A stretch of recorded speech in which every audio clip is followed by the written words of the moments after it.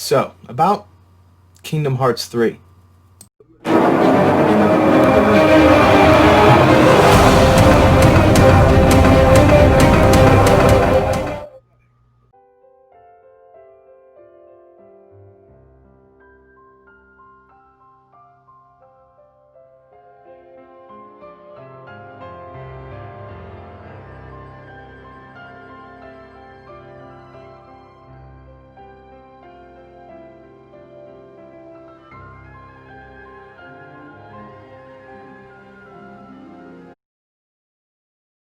Oh, so dramatic. The question everybody wants to know then is, how does Kingdom Hearts 3 hold up against its predecessors? Well, let's find out.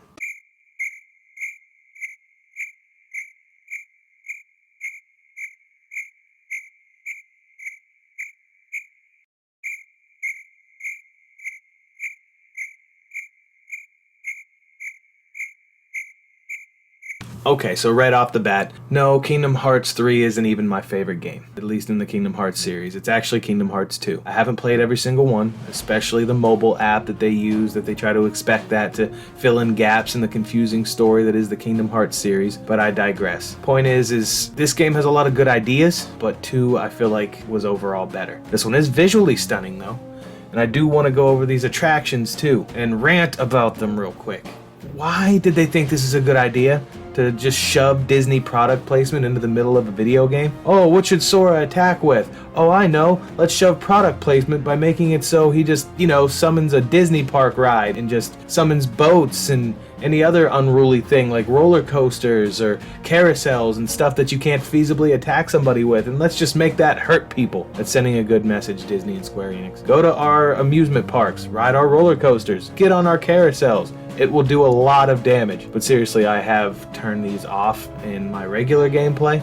But for this particular playthrough that I captured the footage with, I turned it on for the variety's sake and so I can rant about it a little bit. So, the worlds here are gorgeous. I will give this game that. I mean, what do you expect from this generation of console and from what Kingdom Hearts was kind of going for and the art style that they're kind of known for? It's gorgeous. I don't know what else to say about it. As far as like the graphics of Unreal Engine 4, it's done a phenomenal job, and I think that adding in all of these Pixar worlds was a great idea. It's something that's overdue, something that they should have done a long time ago.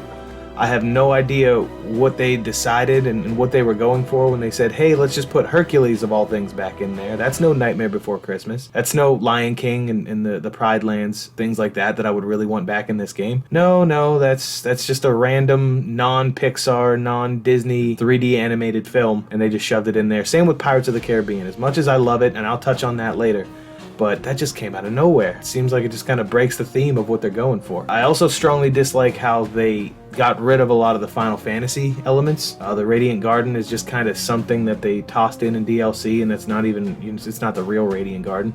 And that's more credit that I'm going to give to Kingdom Hearts 2 on that. The Kingdom Hearts 2 just did it right. I feel like it had more development time.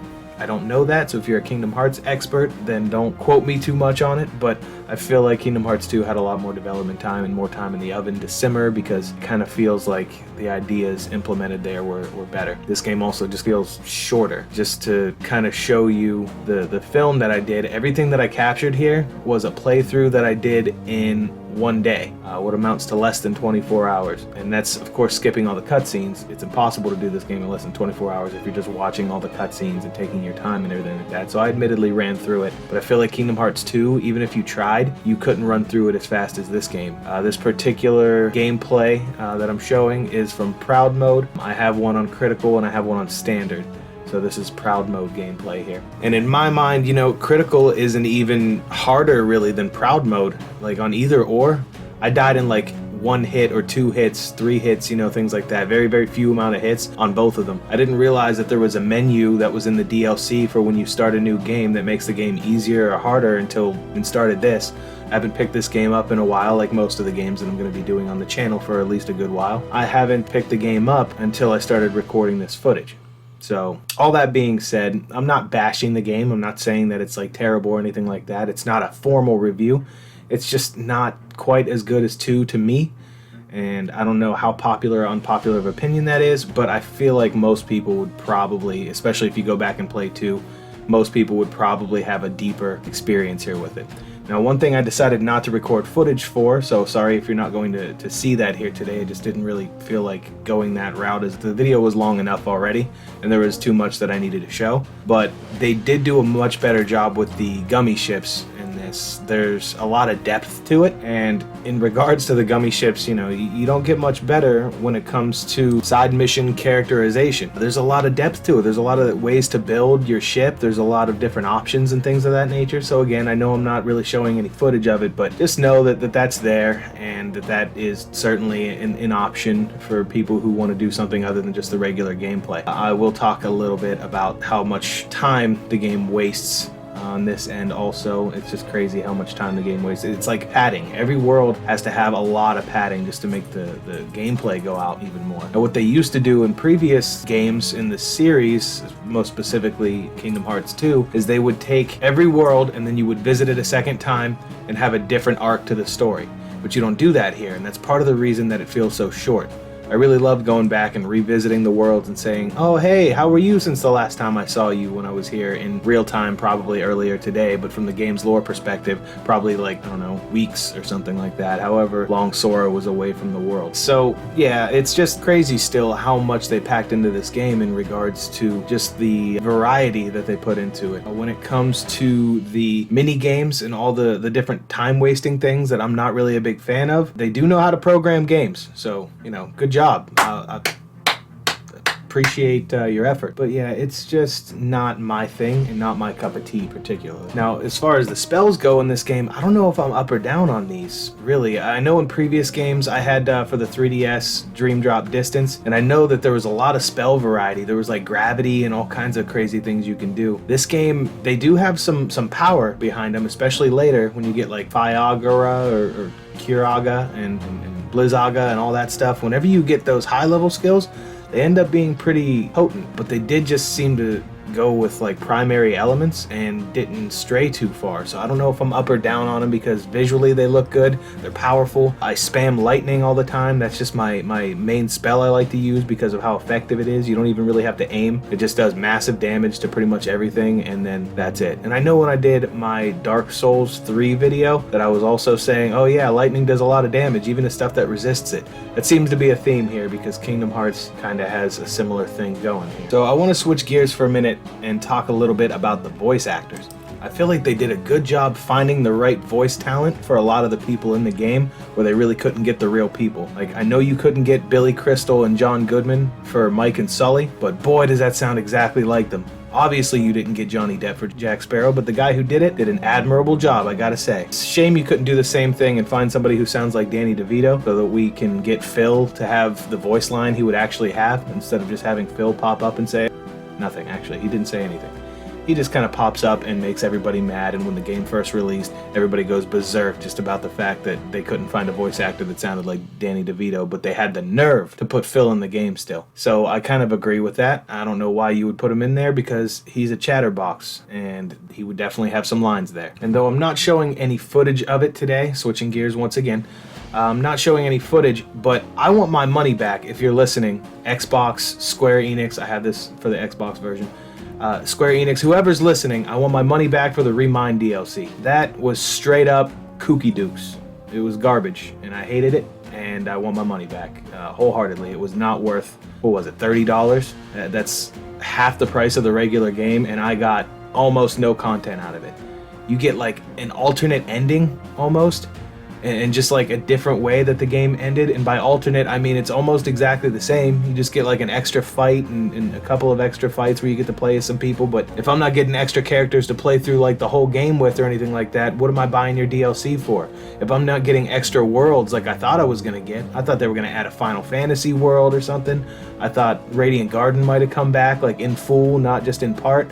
And then you add those terrible boss battles that's the bread and butter of the DLC. Those boss battles there at the end got me so angry because they're just, first of all, they're so stupid hard on ordinary. I mean, like I said, I played it on Proud or Critical. I don't remember which one, but it was stupid hard, and I couldn't really beat any of it. Either way, it wasn't worth it. I wasn't motivated to do so. Whatever the reward is, it's just terrible for DLC. Now, before anybody goes in the comments or anybody says anything like, oh, well, you didn't have to buy it, why didn't you look it up online to see what it was before you even bought it? Well, that's because whatever the new elements for it were going to be, I wanted to be surprised. I wanted to go into it and say, oh yeah, I didn't know anything about that because I didn't search anything about it on YouTube. I didn't know. That's what I wanted to do.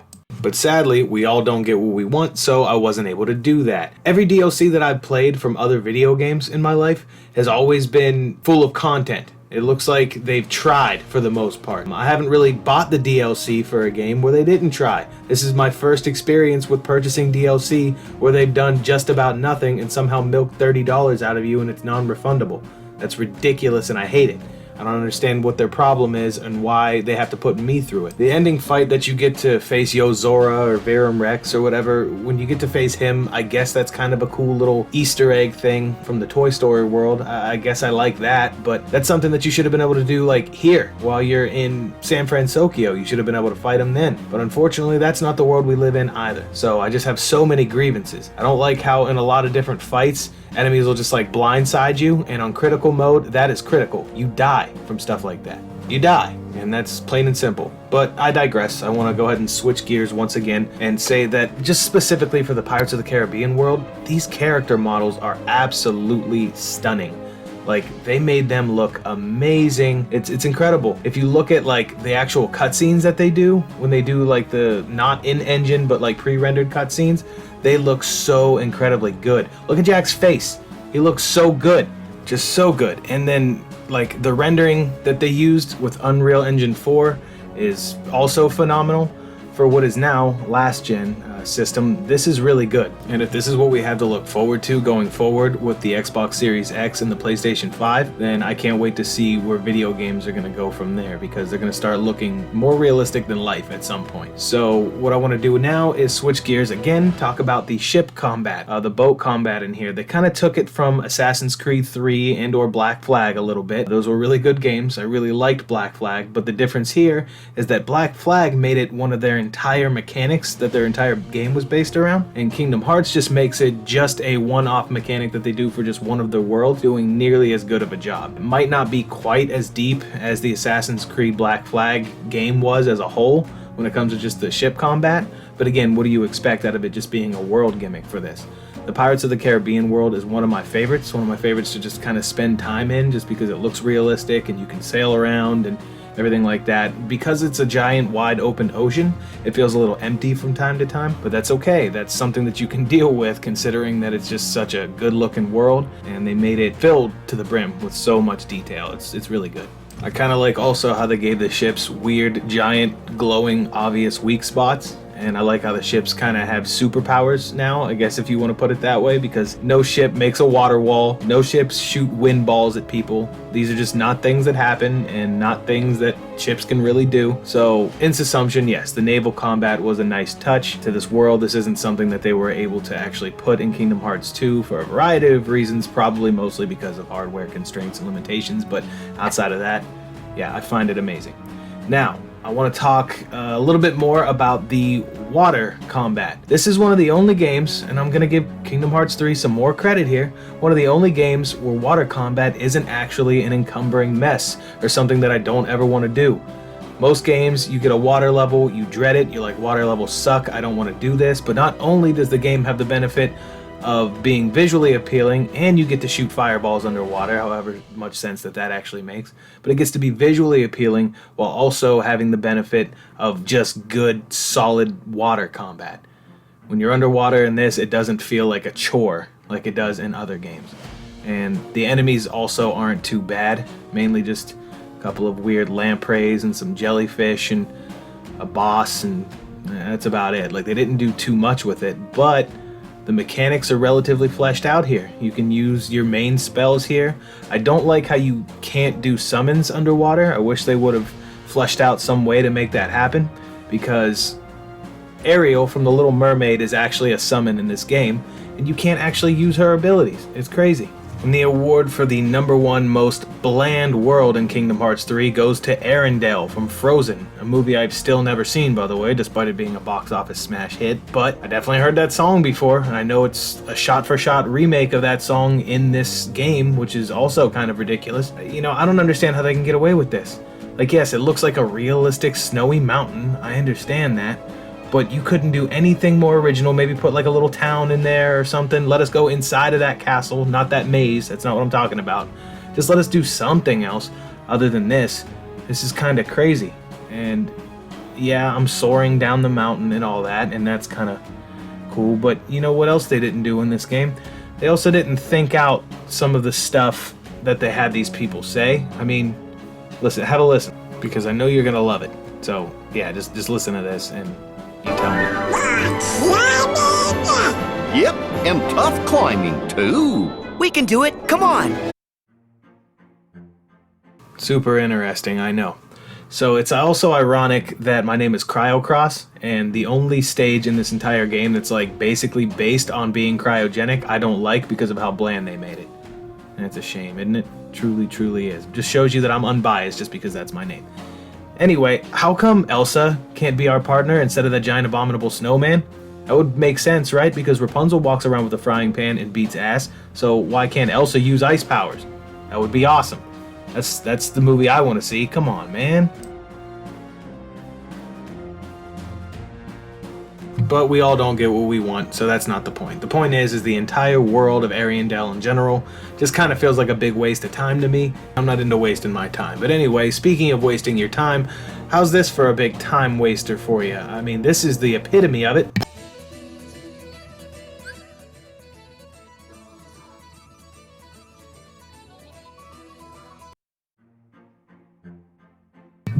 What the just happened?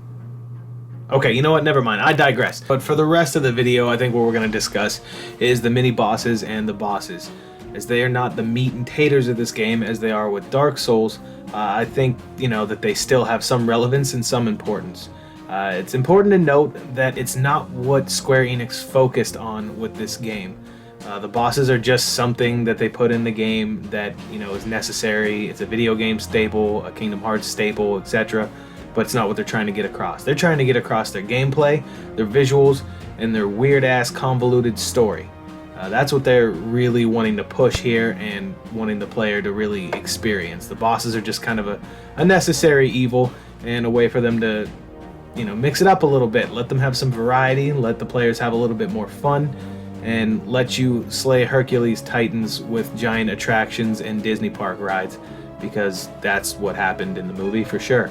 It wasn't Hercules who did anything. He didn't grab a giant tornado by the tail and then scoop up a bunch of titans and then chuck it into the ocean. Like, he didn't do anything like that. No, Sora rode in on a Disney park attraction and started shooting it with fireworks, and that's what brought the bastard down. If only. That probably would have been the better movie. It wouldn't have been more or less any more interesting than the actual movie, but either way. So I swear to you, Hades, when I get out of there... No, I'm the one giving orders now, Bolt Boy. Don't get too comfortable, Hades. Huh? Huh? We're gonna stop you. What?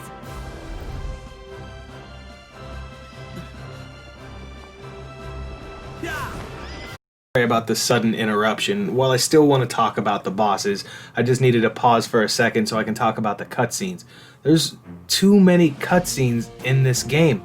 I enjoy the ones like the one that was just shown from the Hercules world. I enjoy those kind of cutscenes because those are like kind of mini rehashes of the actual movie itself. And then on top of rehashing the movie a little bit, it inserts Sora and just makes it a little bit more interesting. But most of the cutscenes here, especially the ones that have like the dynamic music and is trying to make you feel all moody and atmospheric just so it can push the Kingdom Hearts story forward, those ones are very, very boring. And while I could tolerate those if they were in moderation, they are in excess. There's way too many of those things in this entire game, and it's just too much for me to, I guess, like it. I can't like it. as much as I'd like to. So yeah, too much going on there. But about the bosses here, never mind the cutscenes, I just wanted to touch on that for a second. But the bosses are, they can be creative, but some of them are frustrating. One of the bosses in this game that I regrettably didn't get any footage for, so I'm going to talk about it now, is that one boss at the end of the story where it's just a bunch of Heartless, I believe it is. I was going to say nobodies, but I was like, no, it's not nobodies. The little Heartless where they just group up in like a giant snake/ball, and you have to fight that. I know you fight it as Riku, and I'll show that here shortly, but the one that you fight as Sora is very annoying because that's just bad boss design. There's no telegraphing. There's no way to know what's coming. All of its animations are the same. So let me break it down like this. When it is sitting still, or when it's supposed to have an idle animation, that looks the same as its movement animation, which looks the same as its attack animation, which looks the same as what would be the equivalent of like a rising or a jump animation, or all of its animations all look exactly the same. And I know that's supposed to be what makes it challenging, but no, I can find all the other bosses in here challenging, but not that thing. Not this giant tower of spinning black generic Heartless. It's just not a good boss to me, and I dislike it strongly. So I just wanted to touch on that before I went any further. And now that I've touched on that and it's finally been defeated, good for it. Now I want to go forward with that doll from the Toy Story world. I know it's not like an official boss, it's more of a mini boss, but that thing is damn creepy. So I had to put it in here just because when you start fighting it, that's the first thing you notice. I mean, some people are perverts about it. I'm not. I just find it creepy, alarming, and I feel like that's nightmare fuel for some of the kids who are going to play this game. Like, of course kids are playing this game. It's a Disney property. And look at that thing. That thing makes you want to kill yourself. Okay, no, it makes you want to do some things, I guess, depending on who you are. And to me, I just feel like it's like a Chucky doll looking thing. It's like something that's gonna kill you. And that's probably what they were going for, granted. But it's supposed to be in the Toy Story world. What do they have in the Toy Story world that's that creepy from the actual movies? I don't think there's much that's actually in there. Now, I know Gabby from Toy Story 4 is kind of creepy, I guess, but not like this thing. Not like glowing vampire lord eyes and that whole nine. The purple aesthetic that they gave it, and the bunny ears. Why the bunny ears? See, that's the part where I'm like, okay, that's where the perverts come in, is the bunny ears and like the maid dress. You're trying to get people to look at it in a different light other than just creepy, but didn't work on me. I see it for what it really is. A dark, weird, evil ragdoll thing with blue hair and a maid's dress and bunny ears, and it's trying to kill you, and Sora is also an evil monster trying to kill it, and you know what, now that I'm thinking about it, it's all quite cool. So we'll move on to the next topic, but had to touch on this thing because of how creepy I found it compared to everything else in this game. And it's not the only thing that's out of place. I mean, yes, I found it creepy, but the Virum Rex thing is also out of place in the Toy Story world, I think, in my opinion. And the Gigas, I guess, are right on track, especially those one things that have the little windmills on their chests. Those things are like perfect classic toy nonsense. It's something I would expect to see in a Toy Story commercial. That's perfect. But outside of that, another cool boss that I really like is the wolf from the Frozen universe. Despite me thinking that universe is extremely bland, the boss there is very cool. I like the design. I like its moves. I like how it does that weird black hole sun and how you have to freeze it, that cinematic set piece. That's really cool to me. Just about everything about it is really, really awesome. And I think they really know how to design bosses when they put their mind to it. So keep in mind, boys and girls, not all bosses are created equally. Some of them are just both of the bosses that are from Big Hero 6, the nanites and the alternate Baymax that you have to fight that's also like nanite infused. Yeah, not all of them are created equally. That boss is not that challenging, but it's also not any good really either. So it's not fun or challenging. I don't want to say that that's the worst thing, because some things, anything that's not fun is in the same tier for me, whether it's challenging or not. But just had to throw that out there. Not really something worth getting footage of. But as we're wrapping everything up here, it was good to talk about this game a little bit, and good to get this out here, because I had a fair amount of opinions on this game that I wanted to actually get out there and let you guys know. So glad I could talk about it a little bit. It's probably not going to get the kind of rating that anyone would expect, just because of its lack of replayability, and that plays big on my scale. If a game isn't that replayable, then it's going to suffer on my scale. Oh, I'm sorry, that sounded bad. I didn't mean suffer, but I meant the game isn't going to score as highly as it normally would if it was a game that I was going to sink dozens upon dozens upon dozens of hours in, and then keep coming back to, and then maybe pick back up later for a reason other than making a YouTube video about it. So hopefully this video helps someone make an informed decision on kind of what's going on with this game. I can hardly say that it was spoiler free, as just the footage alone is pretty full of spoilers, so I apologize about that for anybody who hasn't really gotten too much into this, or for anybody who hasn't experienced too much of this game or beat it yet. But that's gonna be it, guys. This is a new channel as of this recording, so as you know, I need people to subscribe, I need people to comment. Let's talk Kingdom Hearts, or really anything about any game down in the comments, but for this particular video, let's talk Kingdom Hearts, and let's get some subscribers going, because I'd like to make this a thing. Let's get some view hours going. So yeah, let's do it, guys. If I can get your help, that would be greatly appreciated. And we're gonna wrap this video up though, and get to my final rating. But yeah, anything you guys can do, I would be very much appreciated, and I appreciate your support.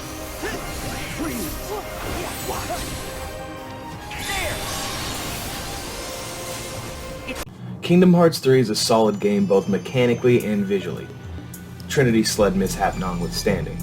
That being said, it's got enough attack options to keep the game feeling fresh for a pretty good while, although it doesn't have the kind of replayability that I would like out of a sequel game compared to its predecessors, and the DLC is really shoddy. I can't complain about that enough. So with that in mind, I do want to give this game a 3.5 rating out of 5.